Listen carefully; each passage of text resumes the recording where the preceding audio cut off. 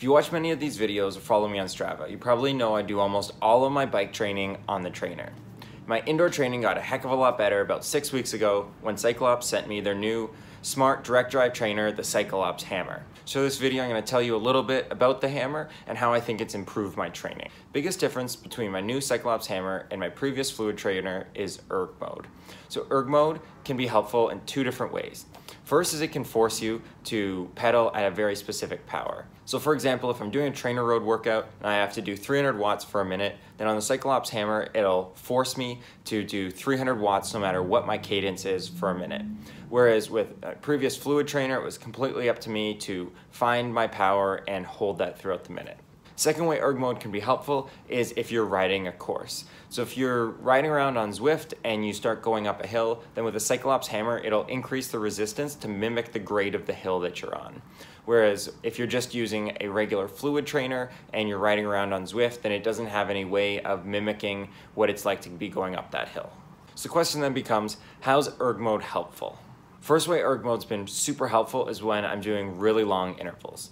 So I've been known to do Ironman sim rides that are 4.5 hours indoors on the trainer, and they can get pretty dull. With erg mode, I don't have to be thinking about my power the whole time.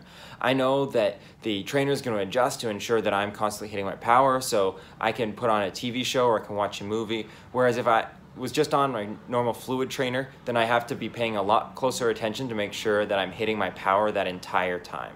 Second, it's been great to allow me to preview courses. I'm going to be racing Triathlon Vitoria in early July, but I'm not going to have the opportunity to get out to Spain before the race. So using my CycleOps Hammer, I can pre-ride the course virtually, and in doing so get a good feel for what the hills are going to be like and what I can expect out there on the course. Third, it's forced me to become a lot better at pacing.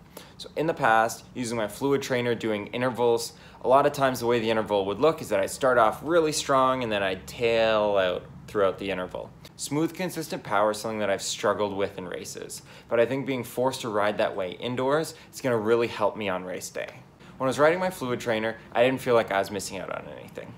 I felt like I was able to get in some good quality training and I was happy with the results. But now that I've had a CycleOps Hammer, I would have a hard time going back. Right out of the box, it was super easy to set up. I love that it's direct drive and I don't have to deal with any sort of trainer tires, and it's just a super smooth, fun ride. No trainer on its own is going to make you a better cyclist, but when you have a trainer that's really fun to ride, like the CycleOps Hammer, you're going to get on your bike more, and that's going to make you a better cyclist. So thanks a lot for checking out this week's video. If you like what you see, and click the subscribe button down below. And until next time, happy training. Oh, this you crazy mother.